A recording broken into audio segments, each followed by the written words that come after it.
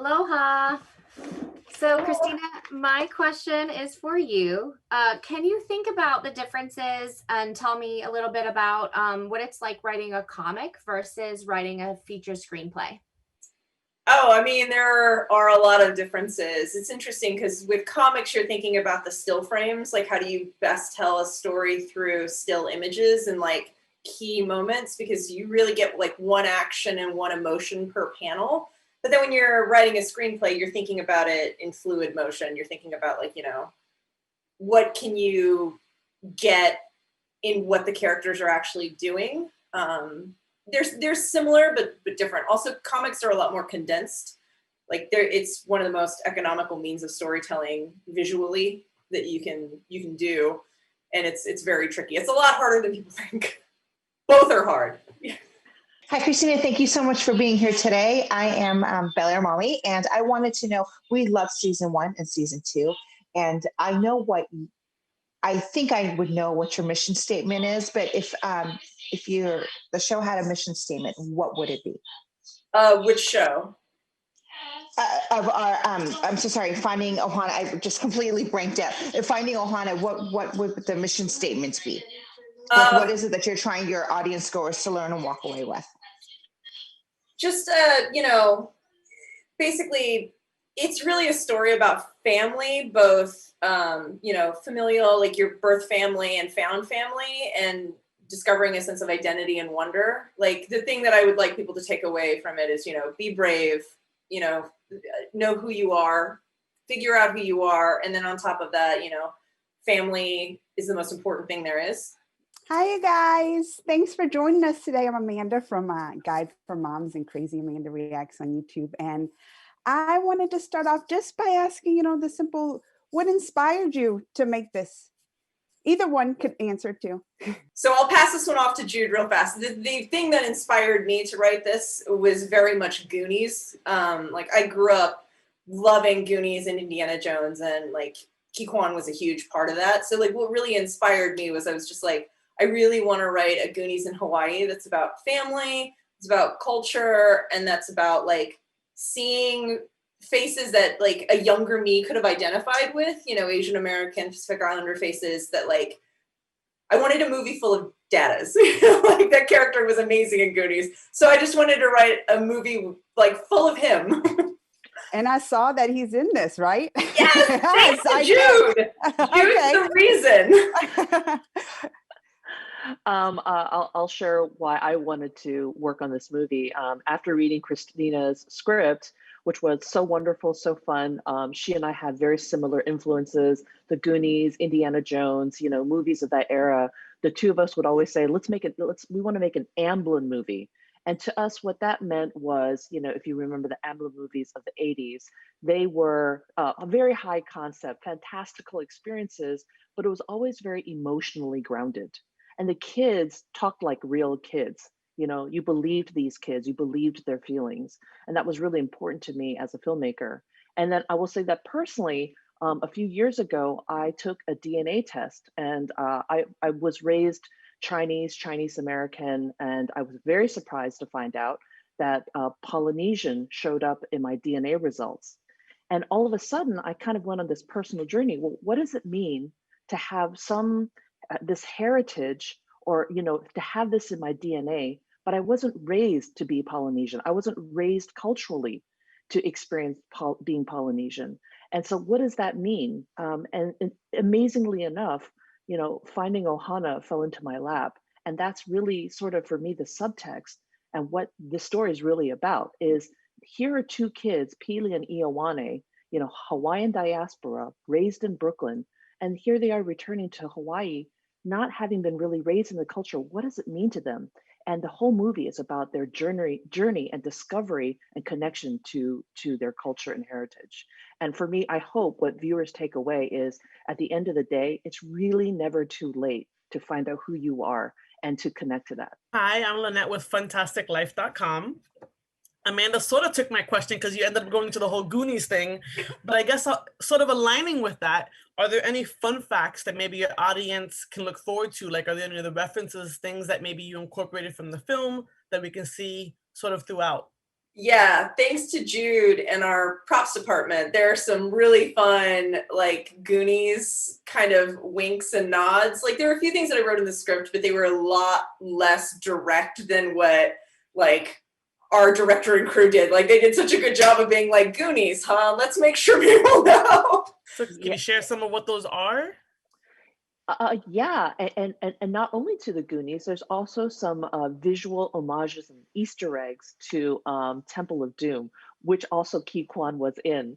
And Yes. so if you've seen the trailer, then you'll notice that when Pili is driving the truck and she steals Papa's truck, you know, she had a couple of cans of Spam strapped to her feet when she steps on the accelerator. And that is very much a nod to Short Round driving Indiana Jones in Temple of Doom. There's a Christine? lot more Easter eggs, and I kind of don't want to spoil all of them. Yeah. Audiences will have so much fun looking for them and talking about it online. While filming, were there any like favorite places or things you could share that you guys did offset, like in Hawaii or in Oahu?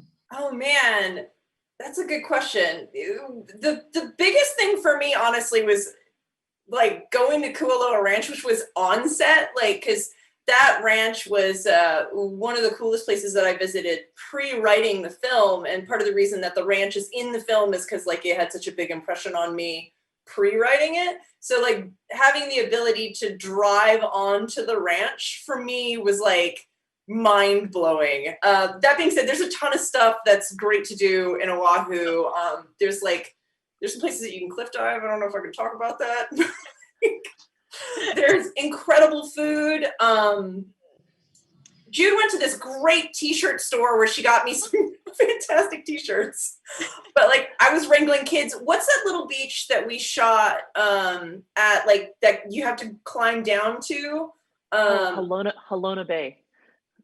That place is gorgeous. I Halona took my Blowhole. son there. My son was, like, blown away by that bay. Like, he was totally into it. It's a magical place. It is. And When you guys put Leonard's Bakery at the end, which, I mean, obviously every single morning that's where we go. My kids were like, Leonard's! Like, it was so great. It made us, obviously miss it when you're just staring at the same walls. It was such a great movie. I just want to add a fun little fact to the Halona Blowhole that Christina was mentioning.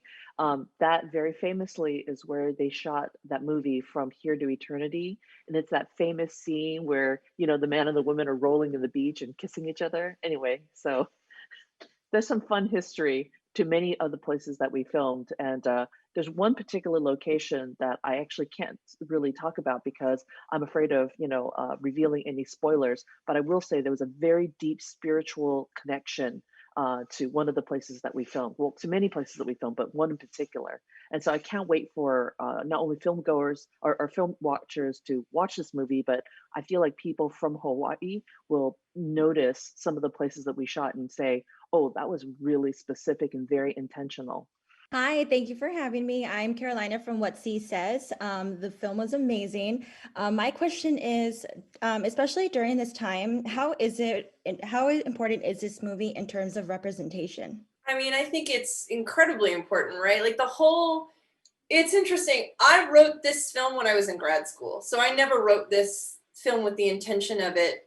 I mean, you write everything with the intention of it existing, but, like, I didn't have the expectation of that actually happening. So I wrote it for me because it was something that didn't exist, like I said, like, I was just inspired by the idea that younger me could have seen a version of Goonies with way more, Asian American and Pacific Islander influence. And, like, so I wrote it for myself from a very, very personal place. And for it to exist, it is incredible. And on top of that, like, Jude felt a similar way because this was the film that she was leading for. Our Netflix exec who spearheaded all this, Janet Wu, she was, like, looking for a script in this vein, but nobody had been writing anything like this. So, like, it's really important for these things to exist because the sheer fact that I saw Ki Kwan in Goonies is the whole reason I wrote this movie. Like, seeing him made me want to see more.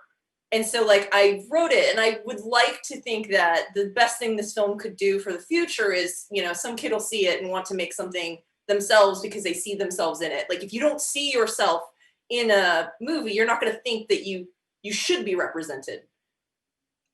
Which is not true. You do deserve to be represented. Hi, everybody. Sandra from mamanoticias.com. I have a question for Christina. Could you please tell me the story behind the Spanish journal? Because for me, it's amazing to watch the movie and saw those words in Spanish. I love the journal, by the way. It's amazing. So what's interesting is that's a real thing that it's based on. I remember when I was doing research for the movie, like for the original version of the script, the thing I knew I wanted was some sort of treasure for the kids to look for. So I was looking for Spanish treasures off of the coast of, various Hawaiian islands, just trying to see if there was anything there that I could write towards, because I also really love taking real things and incorporating them into my scripts, because then they feel more like, not authentic, but there's just like an extra layer of like something about it. And it's a real treasure. The Peruvian is a real ship that disappeared years ago. Robinson's monks and Brown are real people that are mentioned in the legend behind this ship disappearing. That all came from research. It's amazing. I was excited when I found it too. And then on top of that, that's another nod to Goonies, the fact that, there is Spanish that needs to be translated. That was a thing that happened in Goonies. And I just remember when when I read that, I was like, oh, this is great. This is appealing to all of my wants. And Sandra, just to add to it, that prop is probably the single most expensive prop in the entire movie, because it was so lovingly created by our props master, Guillaume Delouche. The book is it's handmade, it's hand stitched, so that it's all period appropriate. We hired period appropriate calligraphers who knew how to write in that style, and all of the art style is done in the appropriate period as well. So I mean, when you turn through the journal, it is just so spectacular, every piece of artwork that's in it. So yeah, single most expensive prop in the entire movie. Okay. Hi, my name is Victoria Infante, and I have the blog Ser Mama Latina. Jude and Christina, I see that you both have a very long career as a producers, illustrator, you, Christina, and a very successful career also as writers and directors. So tell me, what books or writers inspired you to write and to create what you do for us? The first thought that I had come to mind is I really love the screenplays written by Lawrence Kasdan, who is a, incredible screenwriter. I also personally love a lot of YA fantasy, which does not at all apply to this. But, The Last Unicorn is one of my favorite fantasy novels from my childhood. Howl's Moving Castle is another book that I really loved growing up. Books like that have always inspired me to kind of tell stories that are about self-discovery in a very fantastical kind of genre setting. So yeah, I have a very diverse love of fantasy and fairy tales and genre.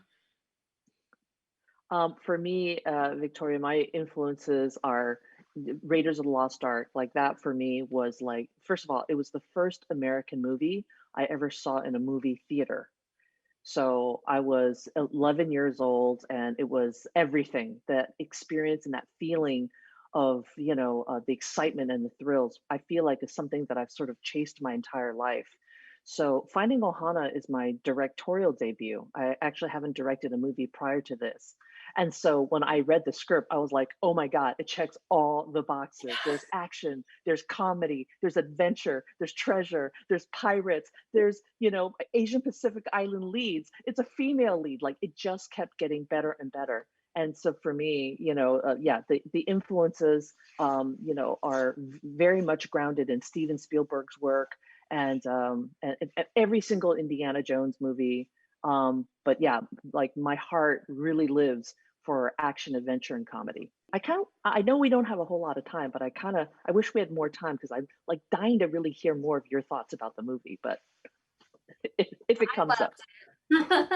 We thought it was fantastic, and also awesome prop for your necklace. I just noticed is from the film. Yeah. Very great. Jude was amazing. She got one for me.